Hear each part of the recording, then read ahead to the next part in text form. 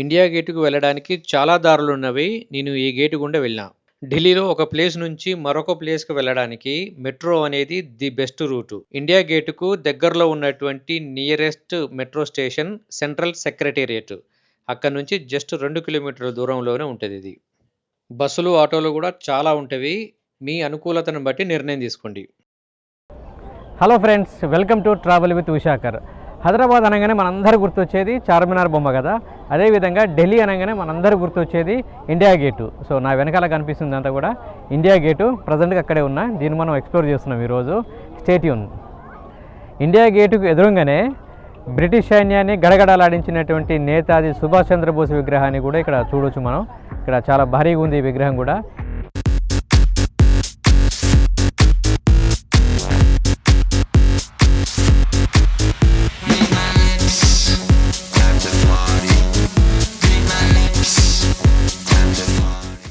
India gate చూడడానికి చాలా అందంగా కనిపిస్తుంది కదా, కానీ దీని వెనకాల ఉన్నటువంటి చరిత్ర కనుక తెలుసుకుంటే కొంచెం బాధ అనిపిస్తుంది. మనందరికీ తెలుసు కదా, మొదటి ప్రపంచ యుద్ధం 1914లో స్టార్ట్ అయ్యి 1918 వరకు కూడా కొనసాగింది. అంటే 4 సంవత్సరాలు మొదటి ప్రపంచ యుద్ధం జరిగింది.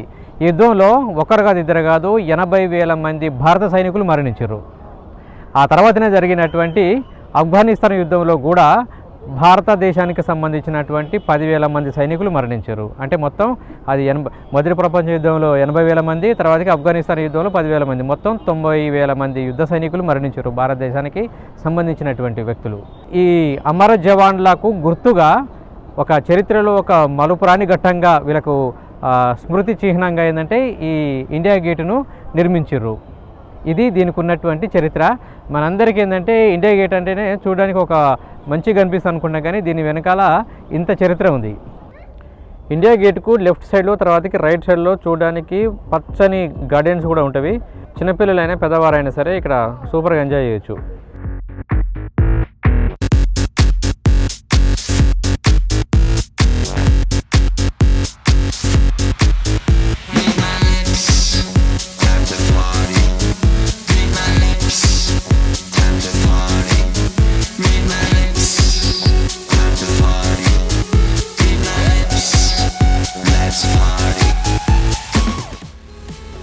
ఇంత అందంగా కనిపిస్తున్నటువంటి ఈ ఇండియా గేటును ఎడ్విన్ ల్యూటన్స్ అనేటువంటి అతను దీనికి రూపకల్పన చేసిండు. ఇక ఇండియా గేటు ఇలా ఉంటే బాగుంటుంది అన్నట్టుగా.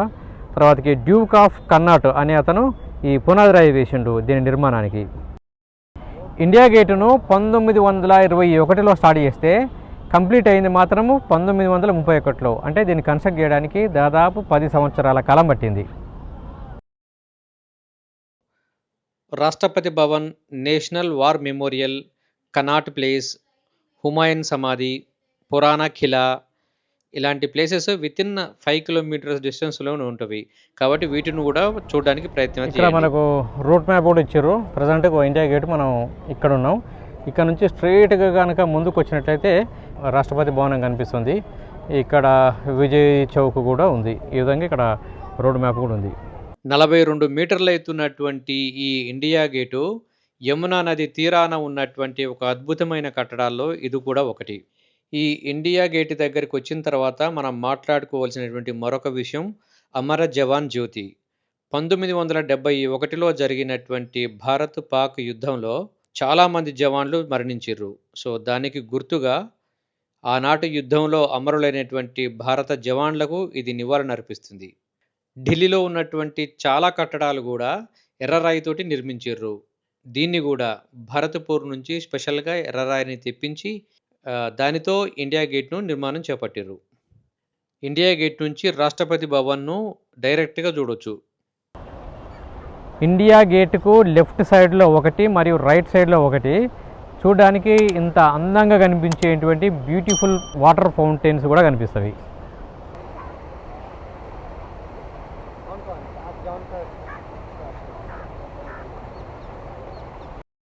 ఢిల్లీలో ఉన్నటువంటి ఇతర ఫేమస్ ప్లేసెస్ అయినటువంటి Rashtrapati Bhavan, Chandni Chowk, red fort, Rajghat, lotus temple డిస్క్రిప్షన్లో ఈ వీడియోకు సంబంధించినటువంటి లింక్స్ అయితే ఇస్తున్నాను. కావాలనుకున్న వాళ్ళు చెక్ చేయొచ్చు. వీలైతే ఢిల్లీ ప్లేలిస్ట్ను కూడా చెక్ చేయండి ఒకసారి.